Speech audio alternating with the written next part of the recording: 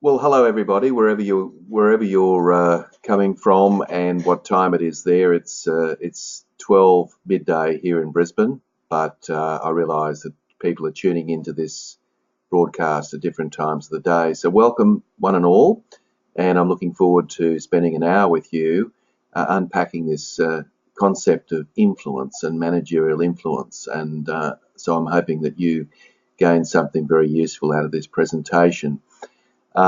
I probably should start off by, well, a couple of logistics first. Let's make sure that I'm being heard. So if you could just go over to the right-hand side and type in the question box just the word clear, that would be really helpful. That will let me know that I'm actually being heard, which saves me speaking to myself for a full hour, which isn't great. Thank you. Thank you, Jenny. Thank you.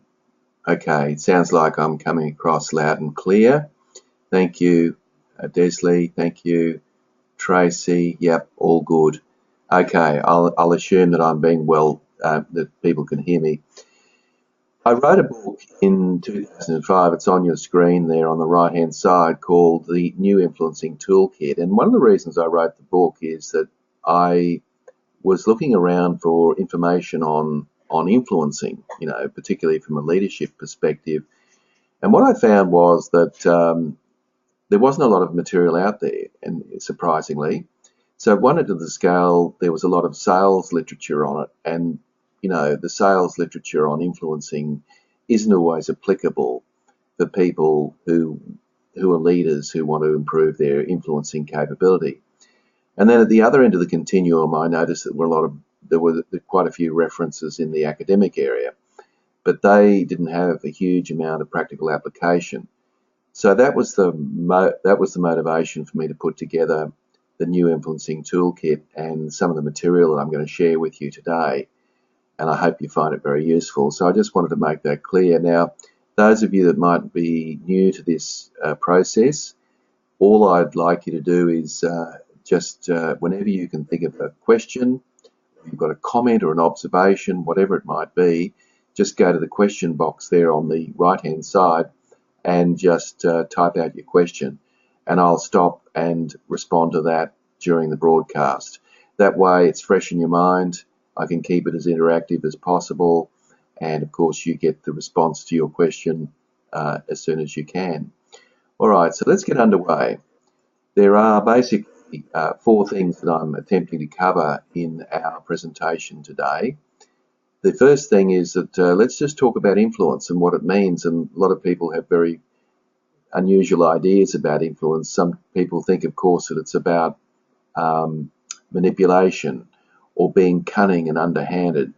And I don't believe it is, certainly not in my case anyway. That's not what it's about. So let's unpack this word influence and understand what it means.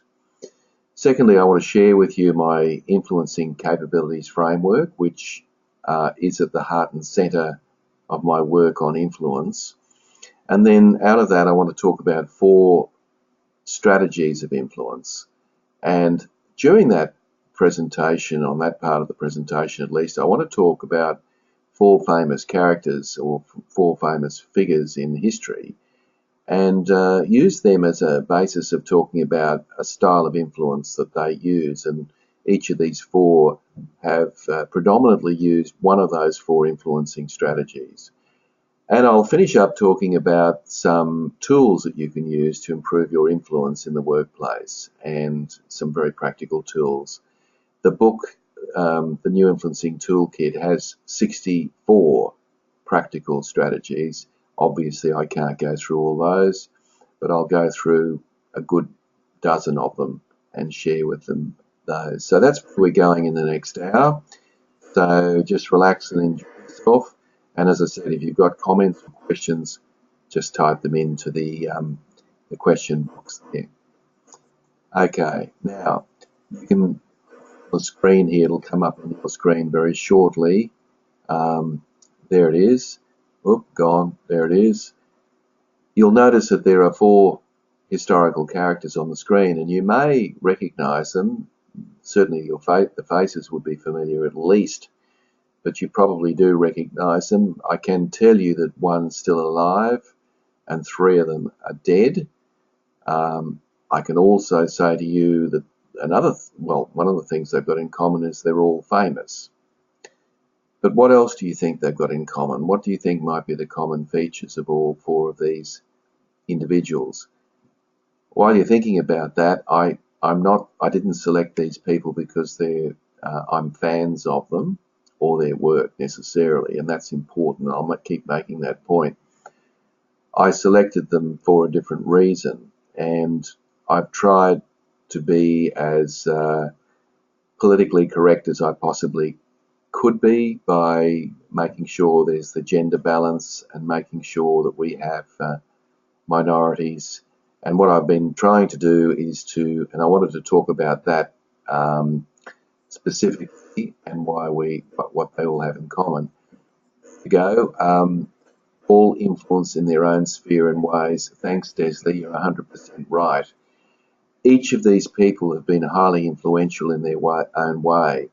And again, they may well provoke strong responses from you. You may not like the people that you're seeing on the screen nor what they stood for, but it would be difficult to make the assumption that they didn't have great influence in the world. They all did. So starting at the top and going clockwise, you've got Al Gore, former Vice President of the United States of America and climate change activist. You've got Dr. Martin Luther King, the civil rights activist of the 1960s who was tragically assassinated in 1969. You've got Margaret Thatcher, the one female so far, at least, British Prime Minister who had 10 years in office, and Mother Teresa, who has recently been anointed as a saint by the Catholic Church. So all of these 4 have had an enormous impact on humanity in one way or another. But what's important, as Desley points out, is that they've all had a certain form of influence. They've all used a certain form of influence, and I'm going to talk about them a little bit more later on in the presentation. But I just thought I'd introduce them to you right up front before we went any further. Now, let's be clear about what I'm talking about when I talk about influence, because there's myriad definitions of influence, and you can pick up one book and get one definition and pick up another. It's a bit like leadership, lots of definitions. But at least here's a definition, because I want to be clear about what I'm on about when I talk about influence. And I actually say, and I believe, that influence is the power to make people agree with your opinion or get them to do what you want willingly and ethically. So the 3 key words there are power. Yes, it is a form of power, and we shouldn't be concerned with that because we're all in the business of using power day in and day out. And I say use, not abuse. And then, of course, we've got the concept of doing things willingly. So this is about getting other people to see our point of view or doing something differently because they want to, not just because we want to. So they're doing it willingly. And the other concept that's important is transparency, that they're doing it ethically. So that the whole idea is that they're doing it not in any, they're not being tricked or manipulated in any sort of underhanded way. And that's very important. So it's been done in a very transparent way. So I just want to make that clear that that's what we're talking about. Or at least what I'm talking about when I talk about influence. So I hope you accept that definition. That's essentially how the whole process, or what the whole process is based on. Now, I think another key point is whether you're a teacher or an administrator or a manager or a home carer or a candlestick maker or a butcher, or you go on and on and on, does not matter what you do in life. The reality is that we are all in the business of influence, and this is very important. And I guess I'm probably preaching the converted here, and I'm sure you're aware of that. That's why you're on board with this broadcast. But there are lots of people that I'm sure you know, and I know, who actually do not believe it's their role to influence other people, that they see influence as not something that they should be necessarily concerned with. Well, the fact of the matter is, whether you're a mother or a father, brother or a sister, whoever you are, at some point in life you want to try to influence other people, and you attempt to do that. So I think we should just put our cards on the table and say we're all in this business. And of course, if you're a leader, I would argue that you are actually a professional influencer. So your job is actually to influence other people. I am a consultant, I am an author, I am a thought leader, and the reality is my job is to influence other people. So we're all in that business. Whether we're good at it or not could well be another question. So let's have a look at this a little bit deeper. Now, I would suggest to you that when you're involved in any situation where you're trying to persuade somebody about something, there are three variables that come into play. Now, the first variable is your influencing style or approach. So each of us has a preferred way that we go about influencing other people. We might do it by fact. We might do it by explaining the pros and cons or using cost-benefit analyses. We might do it by linking it to the big picture of our organisation or institution. We might do it by taking people with us by getting them involved in the decision-making process. We all have our own particular bias about how we do that. And interestingly enough, the way we influence other people is often the way we like to be influenced personally. So we're pretty committed, I guess you could say, to our own particular influencing bias. But don't forget, you're influencing somebody else or other people, and because of that, they have their own particular influencing profile and their own way that they want to be influenced. And we've all been in the case where we've tried to influence somebody and found that we weren't making any progress at all. And that's very frustrating. And what happens is we just try harder and harder and harder using our preferred style. And the glaze, they goes in people's eyes and they just realise, well, you know what, this ain't working. And then, of course, we don't go to a plan B, actually. What we normally do is just try harder and harder with our plan A. And that gets more and more frustrating, not only for you, but also for the other person being influenced. Now, the third variable, of course, is the situation you're in. So you might have a preference for collaboration. And, that's great. But if a quick decision has to be made, you perhaps may not have the luxury of time to sit down with your team and work through a joint resolution. You just have to make the decision. So obviously when you're influencing people, you don't actually sit there and go through all three of these things, but I think it's important to sensitize you to that and realize that, if you are trying to influence people, that if it's not working, then you should just think for a moment and try to use one of the other three influencing strategies I'm going to share with you. So hopefully that makes sense, and let's move on. Now, what you're looking at in front of you right now is my influencing capability profile. Influencing capability framework. So I put this together as the basis of the book that I wrote because, as I said to you before, I didn't feel that there was anything in that sort of middle area between very salesy type material and academic literature. So you will notice that there are, and I'll just put up a reference guide here so you can have a look, but you'll notice that at the top at least there is a push style and a pull style. So what's the difference? Well, people who are inclined towards more of a push style are more directive, perhaps assertive. It's more of a one-way communication. It's about, conveying information rather than collecting information. It's taking ideas to people. So it's pretty much the case. And then over on the right-hand side, you've got the pull style, which is very much the opposite, as you can see on the screen there. This is about taking people with you, getting involved in dialogue and working with and through other people in order to get to a resolution.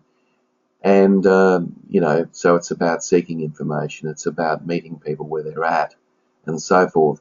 So what it means is that your profile could be very much, there could be a bias towards one or the other.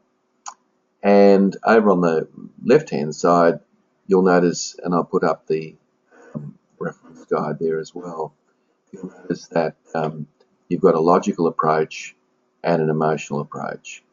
And, people who like to persuade and influence using logic will use fact and rationale and structure and measurement and so forth. So we all recognise that, and certainly if that resonates with you, you're probably above the line as an influencer. But there is another form of influence or another approach, and that is the emotional approach, and that's where we talk about values and beliefs and ideals and feelings. And, please, if you're a logical influencer, you have to acknowledge that it's not that you're in the minority, but you're certainly not necessarily in the majority either. You could almost divide the world into a 50-50 if they all completed this profile. And you only have to look at advertising on television or anywhere in social media. It's all about tugging at the heartstrings. It's not about conveying information as much as it is about conveying feeling. So obviously, the emotional approach of influencing is very powerful. So that creates a scenario where you have 4 influencing strategies: investigation, which of course is a push logical approach; calculation, which is a logical pull approach; and then below the line, as I call it, you've got the 2 emotional strategies. The first one being motivation, which is a push approach that's based on emotion, and of course collaboration, which is more of a pull approach based on emotion. So these 4 approaches I'm going to spend a bit of time talking about because obviously they're central to the whole notion of how we influence people. The issue, of course, for all of us is that we favour one of those 4 over the other 3, most likely. And because of that, we probably overuse it. And because we believe in it, that's how we like to be influenced. We assume, of course, that other people would be influenced by that as well. But of course, as we know, that's not true. So we will. So the whole purpose of this broadcast is to give you an opportunity to try some other approaches to influence beyond the one that you favour. Okay, so if you've got any questions and comments at this stage, people, please go in and put them in the question box. Okay, so that's the framework, and if you complete the influencing profile, you get something like this, which you can see that what you've got here is up the top you've got the pull style, percentage around that person and how much they're inclined to use push or pull. This is a real life result, and if you're wondering, it's not mine, it's somebody else's that I work with, but as you can see, the pull style, and they're reasonably close in this case here, but where the real difference is over on the left hand side. You can see that this person's got a high percentage in logical and a lower percentage relative in emotional. So obviously they favour the above the line styles of influence, and specifically investigation. Talk about the capability shortly, but what I've actually done there is given you the 4 capabilities that actually underpin the actual strategy. So this gives you a clue, because where your low scores are relative to the other scores, I would be suggesting that that's the area to start doing the work in. So how might you increase your ability to do that? So look, if I was sitting down with this person, I might add that I might start by talking to them about connecting emotionally, because you can see they've got 40 points there. Or perhaps another area that seems to me could be spoken about is over here on offering concessions, 33%.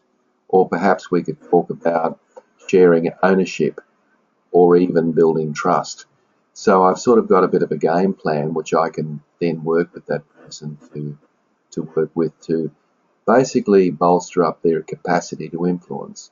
Because these things, of course, are learned behaviours. You can learn how to do these things, and it's just a matter of learning how to do it and feel comfortable doing it. Right, so the capabilities. Talk about the 4 influencing strategies, and let me use these 4 famous figures to give you some indications about how they influence as well. Now, those of you who may feel that you are investigators, remember this is logical with a little bit more of a directive approach. Your style or your strategy overridingly would be around marshalling your facts and figures and assertively advancing your case. So you would find, you'd be probably very structured in the way you go about influencing. You'd use a logical approach, and you'd value that in other people. You'd probably shy away from the emotional side of things and talk very much about facts and figures, and insist on other people from a leadership point of view to do the same thing, notwithstanding the possibility that they may actually be more emotional than logical.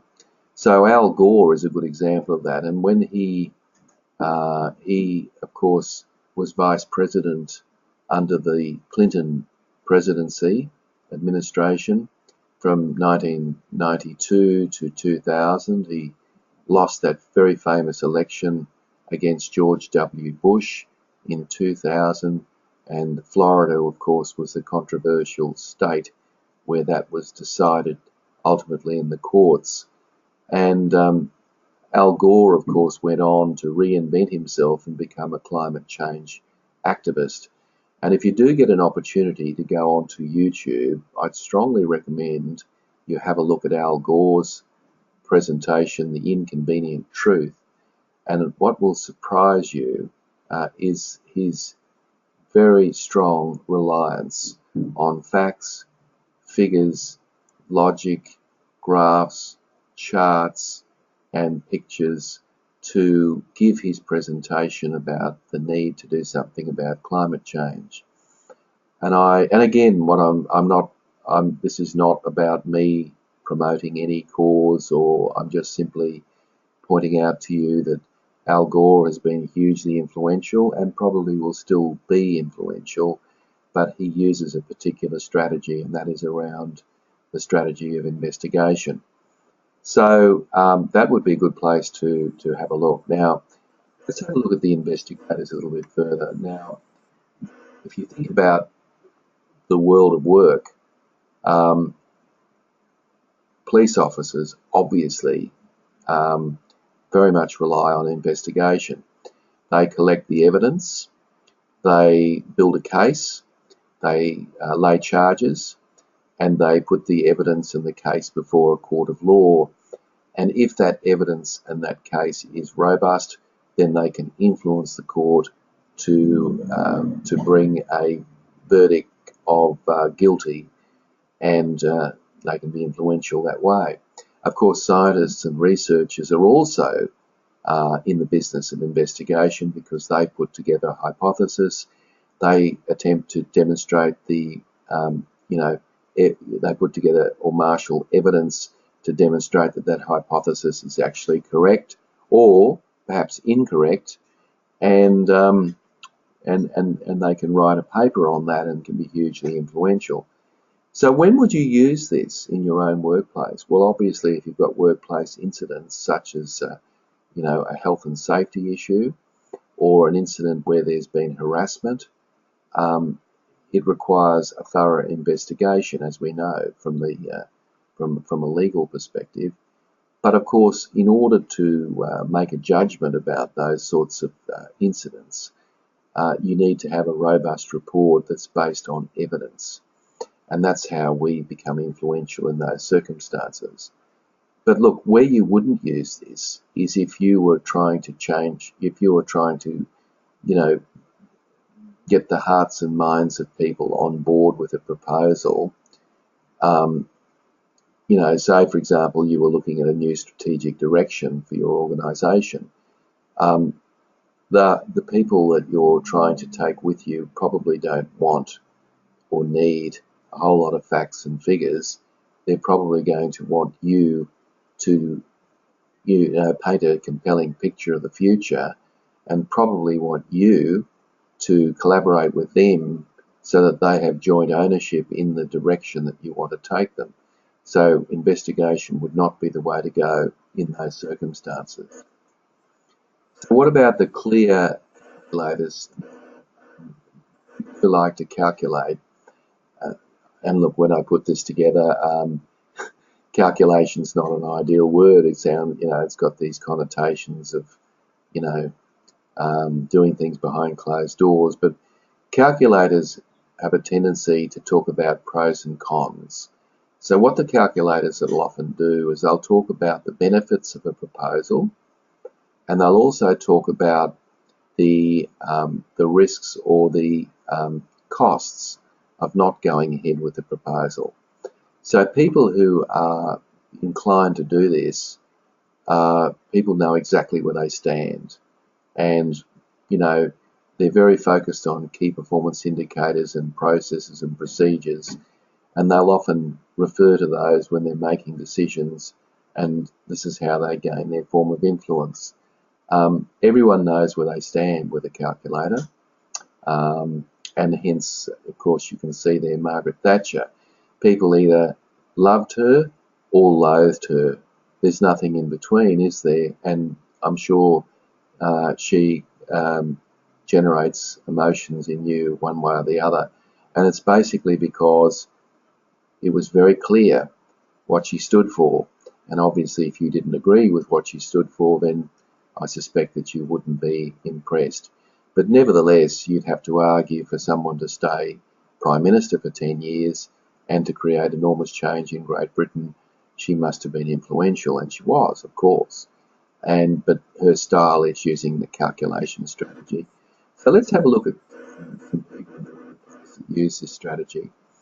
Some of the people in the workplace that use this strategy would be salespeople. I walked past Harvey Norman's several months ago, and there was a big sign on the door saying, 40% off laptops. Well, you're gonna be interested in that, aren't you? I mean, most of us would be.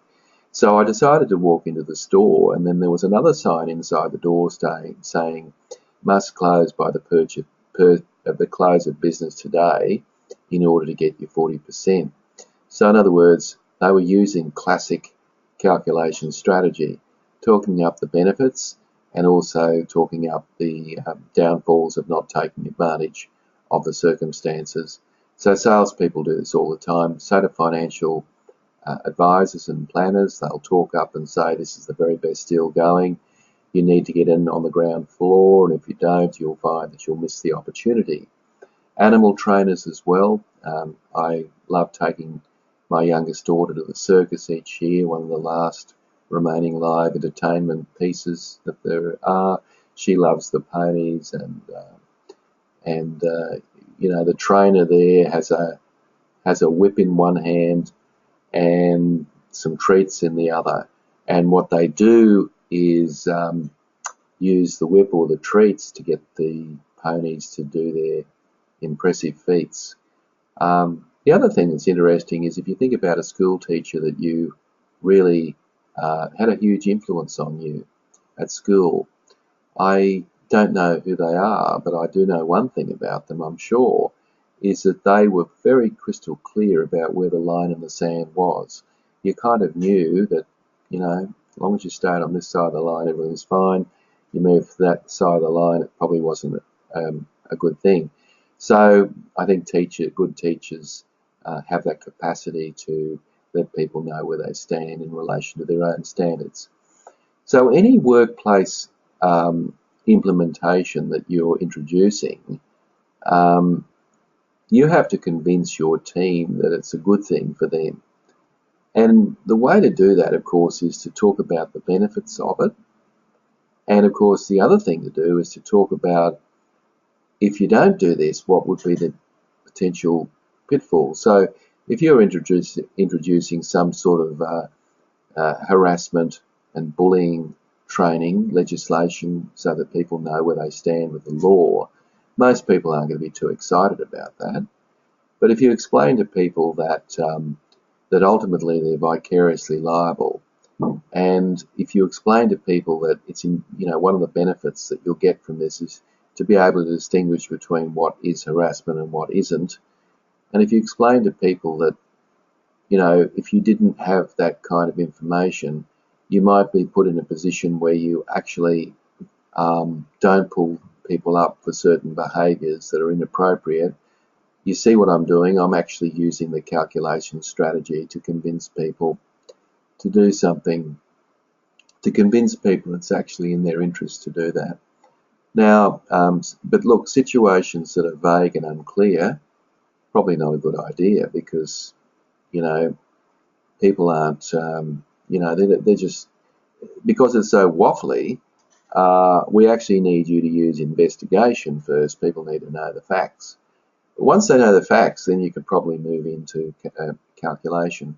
So people need to know what's going on before you start talking up benefits and costs. So there we go. Moving right along. The next particular strategy is the mindful motivator.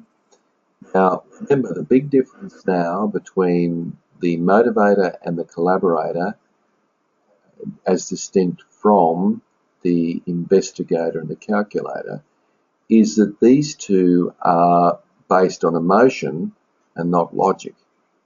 So the motivator are these people are very good at painting a compelling future. So what they do is they create a concept or an idea and they build upon that. They're usually quite gifted storytellers, maybe even good orators. And if you do get a chance, I really would go onto YouTube and have a look at one of the greatest and most influential speeches of all time, and that, of course, is I Have a Dream by Martin Luther King. You will find that if you look at that speech, there are absolutely no facts in it whatsoever. Now, that doesn't mean it's a bad speech. It was hugely influential. But it was a great speech because of the rhetoric, the timing, the concept of equality and the values that it basically spoke about. So I'd have a look at that because I think it's well worth having a look. But motivators are people who can link a concept or an idea to the strategic needs of the business or the organisation as such.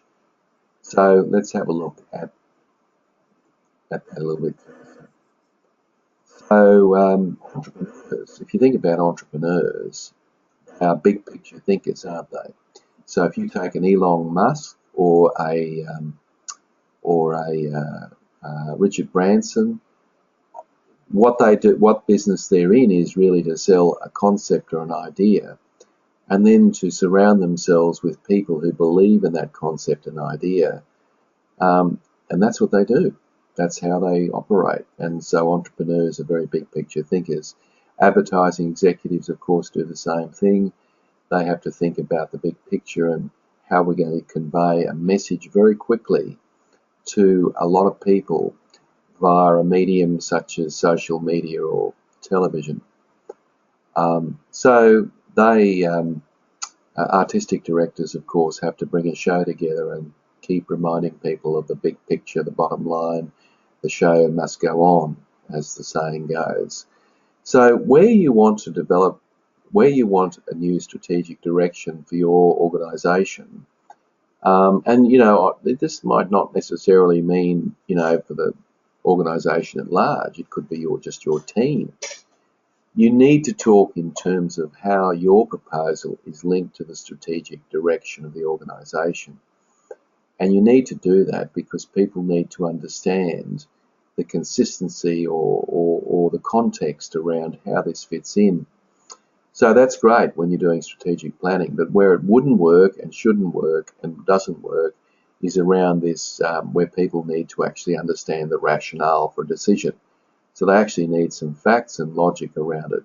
So, for example, if all of a sudden there was major budget cuts tomorrow in your organisation, it's not a good idea for you to start, talking about the big picture.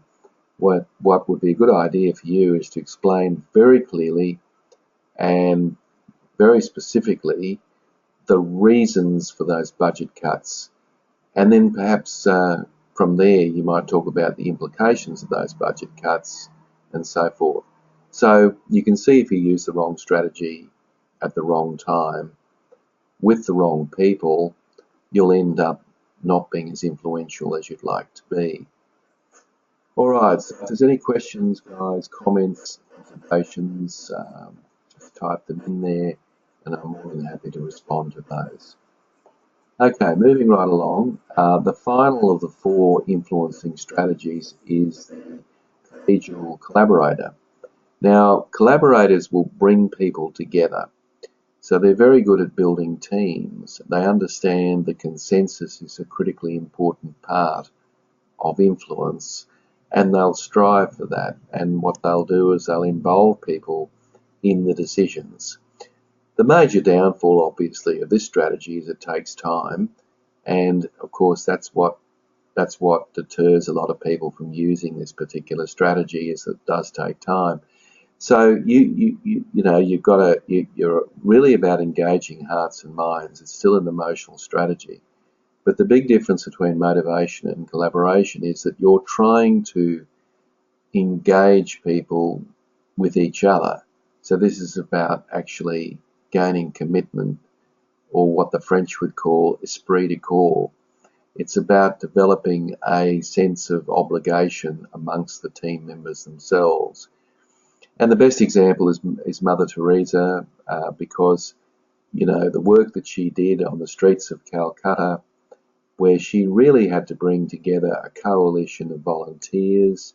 She had to actually marshal enormous resources from governments and NGOs to make this happen. She was able to do that by using the influencing strategy of collaboration. And she did it extremely well, I think we'd all agree. And she moved on to other places around the world and really gained a name and notoriety around her ability to work in these sorts of organisations and build coalitions of support. No question about that, and was, as I said, she did very well. And again, all 4 of these characters are controversial. I'm not suggesting for a minute that they're perfect people, nor necessarily do I believe in all their causes. I simply draw your attention to the fact that they have each excelled in using one of these 4 influencing capabilities or influencing strategies. Highly versed, if you like, in using collaboration. Conductors, I do a lot of work with internationally renowned orchestras, and conductors will stand in front of the orchestra with a baton, or in many cases nothing, and they will conduct an orchestra. They will collaborate with a bunch of highly skilled musicians to create a wonderful ensemble. It's the ultimate in collaboration, and they need certain skill sets, of course, to do that. Of course, artistic directors and choreographers have to bring a show together, often with artists with reasonably healthy egos, and they've got to appeal to people to work together. They've got to be good at preventing conflict, and when conflict does inevitably arise, neutralising it, getting people all to work on the same page. So we all can recognise that in perhaps other people, if not ourselves. So it's great when it's interesting because this is a great process to use when you've got people who have divergent views. So, for example, if you had two teams or departments in your workplace who just weren't communicating very well together, the best thing that you could do is to get both teams together, or at least the leadership of both teams, and really ask them a question. How are we going to assist to get better communication going between these two teams? And then collaborate towards an answer would be the obvious way to go, not to make a unilateral decision and then to impose it on these two departments. They're probably unlikely to take it on board. Now, that would be great, and it'll work well normally, depending, of course, on how strained relationships are, of course, between the two teams or functions of the organisation. Now, where you wouldn't use it is where people want to know the logic and the rationale behind a decision. So if you're introducing a customer relationship management system into your organisation, or a new software program or something along those lines, and you've done it, and then you're getting the whole team together to work with them to get to help them build some skills in how they'll use this. That won't work for you until you explain to them the rationale and the reason behind this. What was the whole basis? In fact, people will ask you, who made this decision? What was the basis of the decision? And how will it benefit us? So there's going to be a bunch of logical questions being asked at the beginning before you actually get together and collaborate about how you'll make this work. But once you've done that, of course, collaboration is the right way to go. So there's the four. I might just then put up this slide, and this is one of the pages you get in your profile. You can see the percentages. I've got a paper and pencil version as well, so people can exercise that. I won't spend too much time talking about that at the moment, but what I want to do now is into the areas that I really was interested in speaking about, and this is around some very practical things that you can do in order to increase your influence using each of these strategies. So let's go through them briefly. As I said in the book, there's about 64. Can't do all that, of course, in 1 hour, but let's have a look at each and see how they might be used.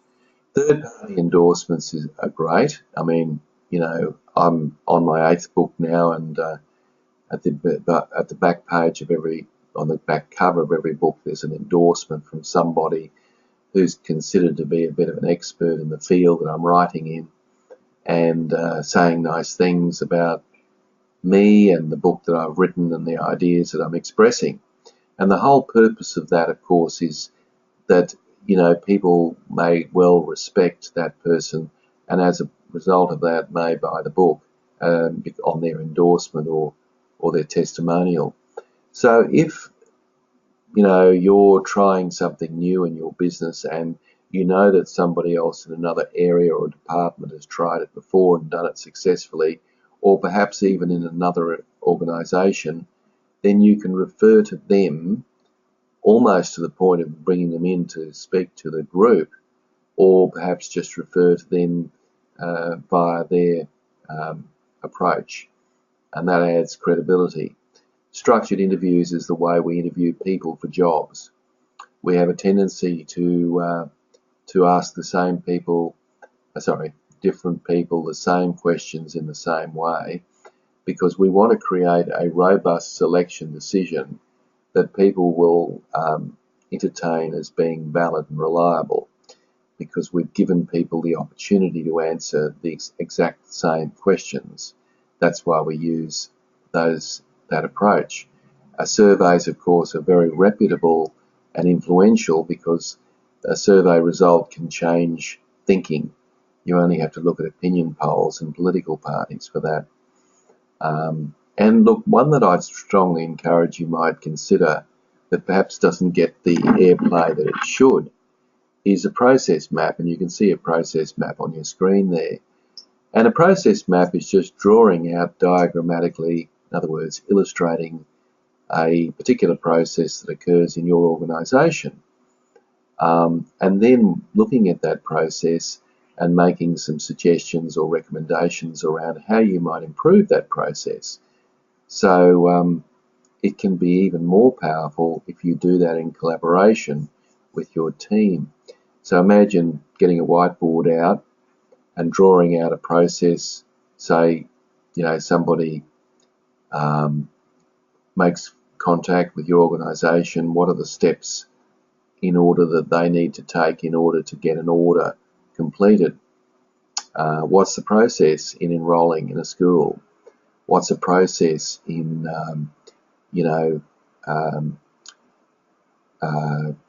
health and safety? Whatever it is, you draw it out, and then you talk to your people about how you might improve that process. So what you've actually done is you've joined two influencing strategies, haven't you? Investigation and collaboration. You're likely to be more successful by using both. Of course, whenever you can join two, an idea. Some ideas for you. If you look at calculation, there's essentially the most famous, perhaps the most famous strategy you can use to use the influence of calculation is a cost-benefit analysis. So when you're introducing an idea, if the benefits outweigh the costs and you can demonstrate that, you're highly likely to influence whoever it is you need to influence in order to spend the money to implement the idea. So it's fantastic. And of course, if the benefits are outweighed by the costs, you may not get that up, or you might need to consider how do we reduce our costs or how do we increase our benefits. So it's a great strategy, of course. And then you've got the force field analysis where you draw a line down the center of the page, and on one side you write all the driving forces for change, and on the other side you put down all the restraining forces for change. And if the driving forces for change are greater than the restraining forces for change, then obviously the proposal is likely to be well received. And again, if you did this with your team on a whiteboard, you're combining collaboration with calculation. After action reviews, of course, if you've got a military background, you'll know exactly what I'm talking about. It staggers me that people don't use this very much in the world of work, beyond the military. But it's simply based on 3 questions. So we complete something, and it could be anything. We complete some activity, and we sit down with our team. So again, you get collaboration involved, and you ask the team 3 key questions. What went well? What didn't go well? Right? And what will we do differently as a result of this? Pretty simple, really. And of course, you can't sneeze in a lot of military organisations unless, of course, you've done an after-action review, or what's commonly referred to as an AAR. So there's 3 for you. In terms of motivation, of course, Steve Jobs is probably be, a classic in this area, who very big on conceptual ideas, very much the push style as well. You could use a team values charter. I don't really have enough time to go into how we might do that, but you get the team to formulate some values around how they might like to operate.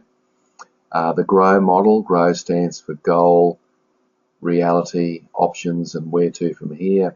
It's a great coaching methodology, and I I spend a lot of time, particularly with my university students who are in the leadership space, on the GROW model. It works really well. Look, storytelling's brilliant. Just telling stories is really, really great. Now people say, oh, look, I'm no good at telling stories. Well, it's not about, we're not trying to turn you into some great, literary giant. It's just tell a story, particularly a story at your own detriment. So, for example, I remember telling a young consultant that I remember going to meet with a CEO, and I'm sitting in the boardroom with the mahogany table waiting for the CEO to burst through the door. And I was wet behind the ears and a little bit nervous, as you could imagine. I was there to pitch for some business, of course, and he came thundering through the door, sat down, plonked his folder on the table, and without hesitation said, "You don't know anything about our business, do you?" And you know what? I didn't. And that's embarrassing. I did not do my homework, and there's no way I could, fudge my way out of that. So I basically said to him, "No, I don't. I apologise. We've got a KPI around getting a number of appointments, and I must admit I don't. I know a little bit about what you do, but I don't know much more about what you do." And he said, "Well, you're wasting my time. My time's valuable. And how do you salvage something like that?" And I said to him, "Well, if I do go and do my homework, would you be willing to meet with me again?" Too late. The credibility is lost. So I tell that story to young consultants when they, instead of saying to them, "You know what, you need to do your homework, find out what the business does, rah, rah, rah." That story I find is much more powerful because, people can, think of the pain that they might be going through sitting there in an embarrassing situation. Totally true story, obviously. And good news stories. Why not start your meetings around the table with win for the week? I don't get why people don't start with positives. Just go around the table and say win for the week. It starts the meeting on an upward spiral of positivity. It gives you an opportunity to hear what people are doing. It gives you an opportunity as a leader then to draw attention to specific things that are wins for the week and ask people how they might, use that in their thinking. So that works really, really well. So in terms of collaboration, late Stephen Covey and his book, The 7 Habits of Highly Effective People, talks about the concept of begin with the end in mind. So if you're collaborating with a group of people, perhaps what you might do is start the meeting by explaining to them what you hope to achieve by the end of the meeting.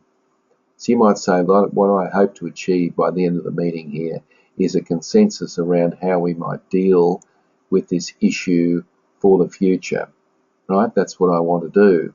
And then you allow people to collaborate to get to that point during, say, the next hour. That's a great way to start a meeting. Obviously, if you give people positive feedback and if you give people positive feedback, or any sort of feedback actually, you are collaborating because obviously there's more than one person in that process. You're not talking to yourself, you are working with somebody else. And if you get a group together and problem solve, obviously that's collaboration. It takes time, but it may well be worthwhile. And if you paraphrase and actively listen, it could be a really positive thing to do as well. So some strategies for you in terms of collaboration. Okay, so we're pretty much covered, and there's just a couple of things that I wanted to say before I finish. And by all means, if you've got questions or comments, can you type them in now, please, and we'll take them. I've just got one actually coming up now, so I might just deal with that. If we're giving a group presentation, which strategy is best? Excellent question. Excellent question. I think, and of course I give a lot of presentations, including this sort of presentation, I think the way to go, Aubrey, is to use all four. Because you know why? The fact of the matter is, the larger the number of people in the room, the more likely it is that there will be all four styles in the room, right, or strategies. So you don't know for sure, of course, but so the best course of action for you is to give some information, some factual basis. Of course, I'm using investigation to explain how your proposal links with the big picture of the organisation or whatever. So obviously you want to do that. You want to also talk up the benefits of the proposal. You also want to talk down, or you want to explain the pitfalls of not going ahead and taking on your advice. So I'm now using motivation. So I've now gone through investigation, I've gone through calculation, I've gone through motivation, and of course the fourth one is that I'm going to engage people in the presentation by asking them a series of questions to get them involved. So you can actually see, Aubrey, that we've actually included all four, and you will be surprised, I think, pleasantly at how effective that presentation will go. So whether it's a staff meeting, whatever it might be, is a good way to go. So I strongly recommend that you do that. So thanks for the question. Any others? Type them in. We've just got about a minute or two. You can see in front of you we've got, I'm just a bit of a quick plug here, a Lunch and Learn series. We're in the midst of one right now, and in fact I think one of you is involved in that process. But if you're interested, and it's basically an online leadership program, and you can see there's 6 modules attached to it at a very reasonable price, contact me via email and I can link you up with the next series, which will start before the end of the year, I might say. So you might find that very useful, and I'm happy to talk about discounts organisationally as well. The other thing that you should be aware of is that the book that I've been referring to is available, and I would welcome you to purchase that book. And if you look up the top there, if you go to that link, you can purchase the book through my website, or of course any, as they say, any good bookstore, or through Amazon. Of course, it's available as well. And why buy it? Well, you've got 64 very practical strategies that you can use, plus you've got the influencing capabilities profile in there as well. So there's a lot of benefits for you as well. So guys, I don't want to sort of turn this into a sales pitch, but I'm doing this for free, so I mentioned a couple of things anyway. I hope you don't mind. Look, that's it for me, unless there's anybody else that's got any questions or comments or observations. I'm more than happy to answer those. Not really today. If you go onto my website, I've got a couple more free webinars coming up, and I'm happy to share my knowledge with you. Thanks, guys. Thanks for being involved and engaged in the process today, and I hope it's been worthwhile for you.